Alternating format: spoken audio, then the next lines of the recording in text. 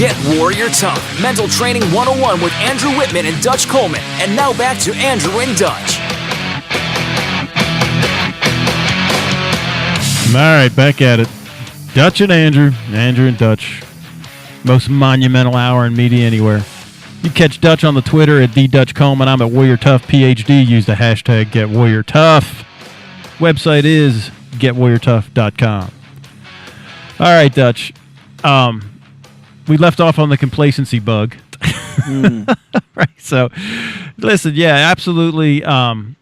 If you're not growing, you're dying. If you don't have a growth plan, even after you've had success, you think that you've arrived.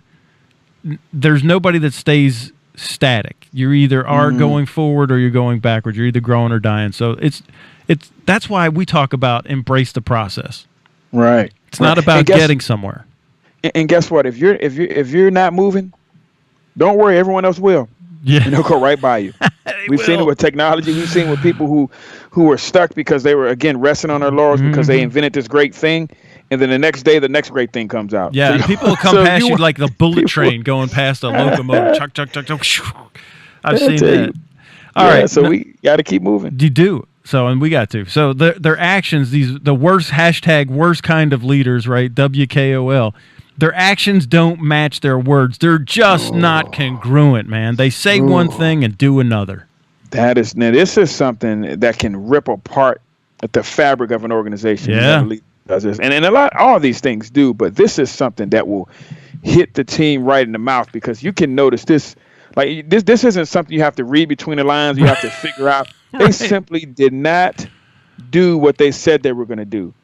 And anyone can figure this out. You got to stay away from this. You got to do what you say.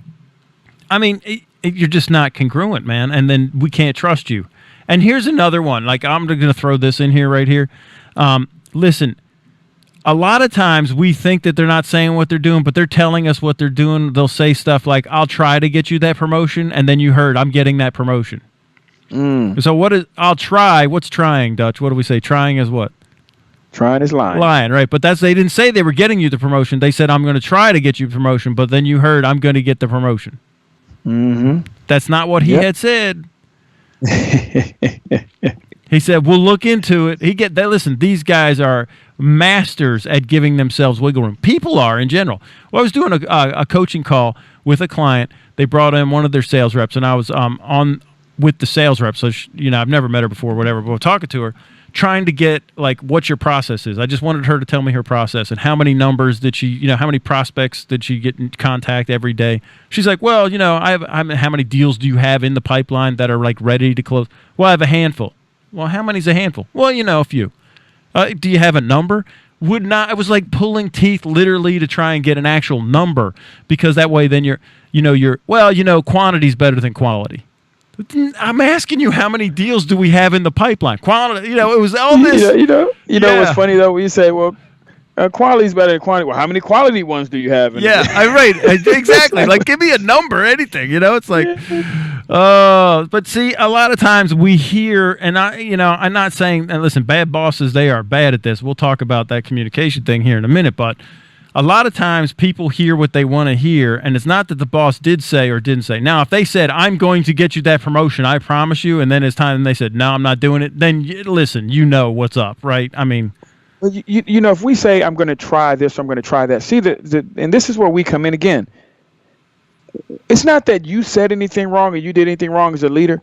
A real leader knows how the human machine works. Like, we constantly teach our people how the human machine works. So I'm not using that language because I know how it's going to be interpreted. So I'm being a better leader because I know you as well as you know yourself, because I know how the human machine works.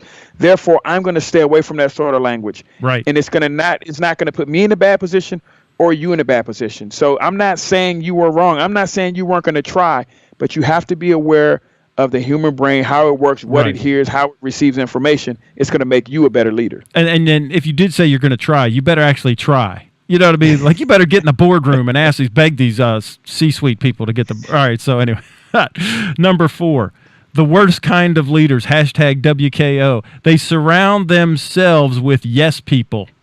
Easy thing to do too. Yeah. Easy thing to do. When you have the power to hire, you have the power to to build the team, all these different things, you can very easily find yourself in a situation, and you notice it. I know plenty of people out there listening again, shaking their heads because they know that guy or that gal that's in leadership that has surrounded themselves with yes people, and I'm telling you, that's dangerous. And what was the agreement that you and I made? I forced you into making the agreement with me that we would what? We would disagree with each other. We would disagree, that you would not just be like, oh, okay, like at no time. In fact, I made you do it even when sometimes you do agree, just so that we could see that we're not. And this is what a critical thinker does. We vet all of our beliefs, we vet all of our opinions, and we're trying to challenge each other, so that we see things outside of our own little myopic point of view. Absolutely. And absolutely. Yeah, the worst kind of leaders, they don't do that. It's just awful. All right, number 5. It says they can't deal with conflict, but it's not. I say they won't deal with conflict is really what the worst kind of leaders. They avoid it. They duck down the hall. When it's time to have that difficult conversation, Dutch, they shirk their responsibilities. They do not address the issue, hoping that it'll just go away. Oh, I tell you what, and that's the worst thing you do, because when you do that, it leaves all the people that you are leading down there fighting and trying to deal with it with themselves, and they don't have the power to deal with it amongst themselves, because it's a call needs to be made, a decision needs to be made. So while they're down there bickering, trying to figure out what the path is, and you're running from it, they're sitting there being miserable because you can't make a call. And it ends up being miserable for everybody. Right, and let's go to the root cause of why bosses don't like to deal with conflict. It's not that they're conflict averse. What they are is they're afraid of the confrontation, which is different than conflict, right? The conflict is where two things aren't meeting up. Confrontation is where they think that they will lose control of themselves, or the other person will lose control of themselves. So they're not very skilled in confronting things, i.e. people. You know the worst type of confrontations a leader can get into? When he hadn't done his homework. Yeah. When you don't do, and a lot of them aren't willing to do their homework. So when you're willing to do your homework, good. When you address people with facts and information, people are more readily able to receive it, right? Now, if I just come at you with a bunch of opinions, what I think, what I thought. Yeah, you got spun up by somebody else's truth. Yes, that's going to get you more and more involved in this web of he said, she said, and all that.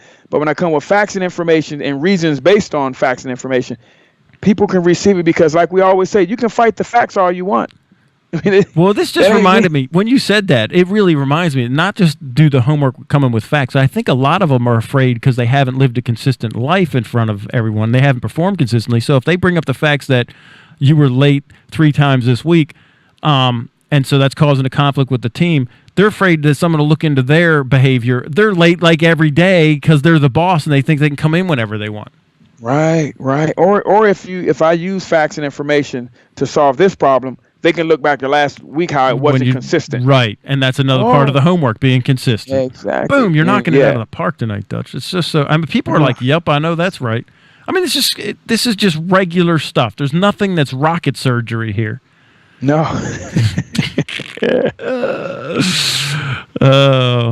And this next one is going to hit home too, because a lot of people, all the different places we go, we hear this one a lot. And it's actually factual. They don't take your input. Yes, and they don't understand how, first of all, how valuable the input is. Oh right? My God! Seriously, dude. If you just listen, and we say this when we're like, especially when we're with like law enforcement, when we'll teach like not for first line supervisors, second line supervisors, third line executives, and they're trying to come up with these policies that affect the officer on the street. Where would you think you would need the input? The person that's there every day dealing with it could probably tell you how that's going to work out. I see this happen all the time. It's like what Congress does. They write these bills and have no idea how it's going to affect the women and the men on the street. Why don't you go ask them what they think about this before, take their input. What do you think would work? What do you don't think would work? They're closest to the problem. So I always believe that the closer to the everyday problem that you get to, that the better the perspective's going to be. Well, I tell you what, since these two, we got about 2.5 minutes left. So since these two are so closely held together, let's jump into number 7. All right, go ahead. What is it? So they don't take your input, number 6, because they number 7. They try to control everything. See how those two come together? When I'm trying to control everything, I don't need your input. It's like that when we deal with the, people at the first line, right? Yeah. Well, I did that job. When did you do that job? 20 years ago. So I want someone who's doing it now, right? Yeah. Right? Yeah, no, it's so true, dude. It's so right on. You're like, you've forgotten everything that was to be like that because, I was talking to some, like a C-suite, and somebody that was on the calls was newer, and they're like, hey, man, everybody here's forgotten what it's like to be an employee. You're all up here in the boardroom, and it was like one of the lower level managers. I was like, dude, that is awesome. Yep. And there's nothing wrong with it. I tell you what, I can't wait till the day when I forget how it feels to be, like when I completely just honestly don't even remember. And the reason why it's not going to hurt me is because I'm not going to be afraid to take others' inputs, and I'm not going to be trying to control everything. So I want to be 30 years removed from ever having done work for another person, right? We want to be there, but we don't want the negatives that come along with that, like trying to control everything and not valuing input of others and all those things. So when you get those two together, it can be a beautiful thing. Yeah, I hadn't been there in 30 years, man. I've been the president of the United States for this long. I've never been. Great, good for you, but you cannot adopt these don't take an input from others and trying to control everything. You can't adopt those things. Not if you want to be successful. Because what happens when you're trying to control everything? What you're really saying is nobody can do it as good as me, and they don't take input. Nobody knows as much as I do. And let's just be honest. If you've been a first-line supervisor for 20 years, you're not that slick. And guess what? We got about 30 seconds left. But guess what? What the fact of the matter is, you can't do everything. No. You can't not not because you're not capable. And why would you want to? No, but I mean, why would you want to?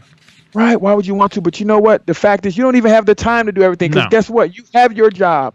You have your position. So when you're trying to do all their jobs on top of that, there's simply not enough time. So value their input. Use that. It saves you time. It gives you valuable information towards a problem. And you trying to control everything doesn't let you have time to control the things that you are or that you need to be focused on and controlling. Absolutely. You're listening to the Get Warrior Tough radio show with Dutch and Andrew. We'll be right back.